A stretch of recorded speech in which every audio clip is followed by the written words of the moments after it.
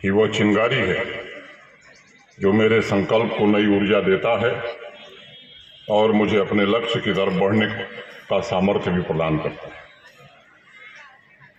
तभी रहीम ने लिखा कि रहीमन मूलहि सींचिबो फूले फलें अघाय। पेड़ की जड़ को अगर अच्छी तरह से सींचा जाए तो वो पेड़ हमेशा फल फूल से लदा रहता है। यही मेरे जीवन की सच्चाई है। मैं अपनी जड़ों,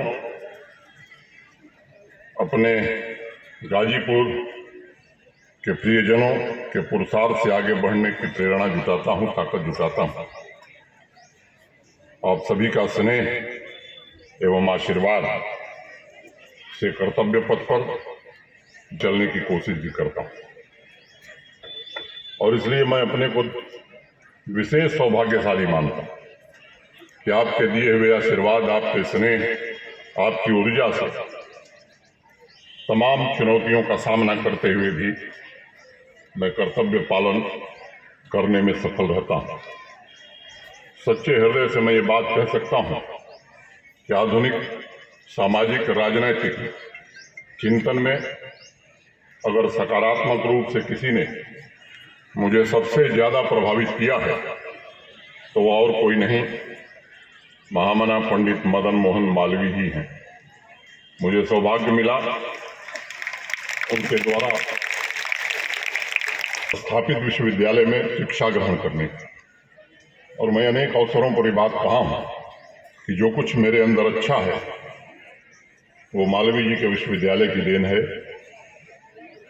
जो मेरे में कमी है वो मेरी निजी है।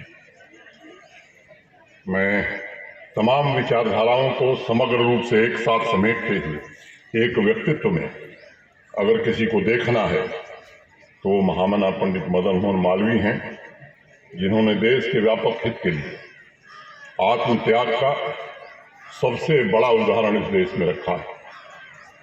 महामना को मैं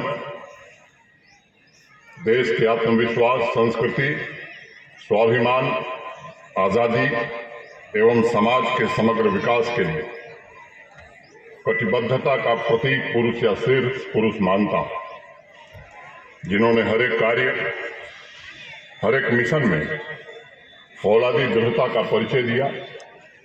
रामचरितमानस में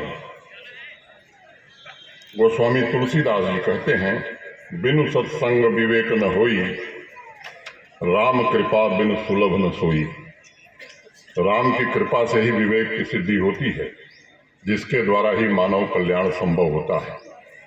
समाज में वह विवेक कैसे विकसित हो, इसके लिए महामना ने हमेशा व्यक्तित्व के स्वतंत्र विचारों की व्यवस्था पर बल दिया, जिसकी शक्ति सामाजिक, आर्थिक विकास और कल्याणकारी राज्य की स्थापना के लिए नितांत आवश्यक है। यह कहना ज़्यादा मुनासिब होगा मित्रों कि महामना की आंखों में हमेशा आर्थिक रूप से मजबूत, सांस्कृतिक रूप से समृद्ध एवं शैक्षिक रूप से विश्वगुरु ये भारत का सपना लहराता था। मैं कहना चाहूँगा, काशी हिंदू विश्वविद्यालय की स्थापना उन्हीं सपनों को साकार करने के लिए, उन्हें मूर्त रूप देने के लिए महामना ने की थी। आज की अनेक पीढ़ियाँ जो आत्मनिर्भर भारत के निर्माण में योगदान दे रही हैं, मैं कह सकता हूं कि उसमें महामना पंडित मदन मोहन मालवीय की अविस्मरणीय भूमिका रही। मैं महामना को भगवद गीता में उद्धृत कर्मयोगी की तरह मानता हूं, जो निष्काम भाव से काम करते रहे जीवन भर। ऐसे महापुरुष थे पंडित मदन मोहन मालवीय। उनके सामने लक्ष्य बिल्कुल स्पष्ट था।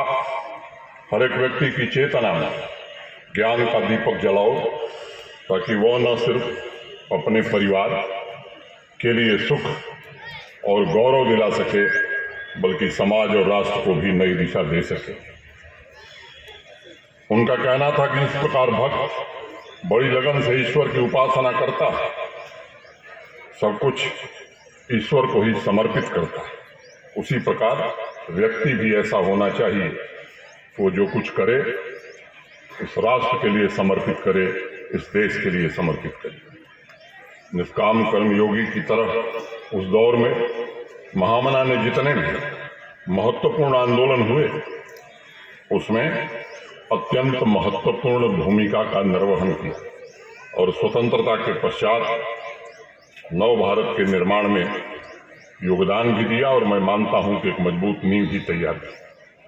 अगर एक वाक्य में मैं कहूं, भारत के औद्योगिकीकरण में अगर इस देश के किसी एक व्यक्ति ने सबसे बड़ा योगदान दिया है तो पंडित मदन मोहन मालवीय के अलावा कोई दूसरा नाम नहीं हो सकता।